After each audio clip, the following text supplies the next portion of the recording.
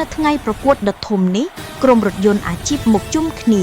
ឈូលីនិងនូហ្វីចូលរៀបចំនៅខាងមុខដោយពោពេញដោយកម្លាំងនិងក្តីសង្ឃឹមពេលស្លាកសញ្ញាចាប់ផ្ដើមឈូលីនិងនូហ្វីបាញ់ទៅមុខដោយល្បឿនគួរឲ្យភ្ញាក់ផាលក្តីប្រាថ្នានឹងយកឈ្នះគេនៅក្នុងការប្រកួតជាដាច់ខាត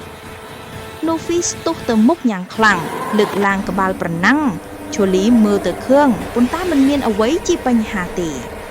នៅកែងជ្រុងមួយនូហ្វីត្រូវគ្រោះថ្នាក់គាត់បាត់ការគ្រប់គ្រងហើយជាប់នៅជំហៀងផ្លូវដោយពុំអាចបន្តប្រណាំងបាន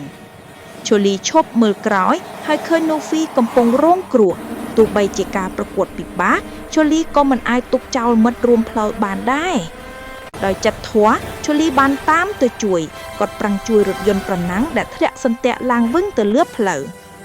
ដ្រូនសង្គ្រោះបានហក់មកយ៉ាងលឿនធ្វើការជួសជុលនូហ្វីដោយបញ្ចេញពន្លឺឆ្លើយតបនឹងឧបករណ៍ជំនួយ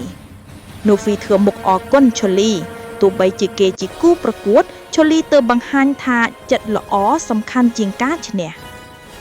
ពួកគេបញ្ចប់ការប្រកួតដូចជាក្រុមមិត្តភាពមិនមែនជាគូប្រកួតសង្គ្រាមលើផ្លូវក្លាយជាចំណងដ៏រឹងមាំថ្ងៃនោះឈូលីនិងនូហ្វីក្លាយជាជ័យលាភីទាំងពីរព្រោះនៅលើផ្លូវជីវិតក្តីមេត្តាជួយគ្នាគឺជាជ័យជំនះដ៏អស្ចារ្យបំផុត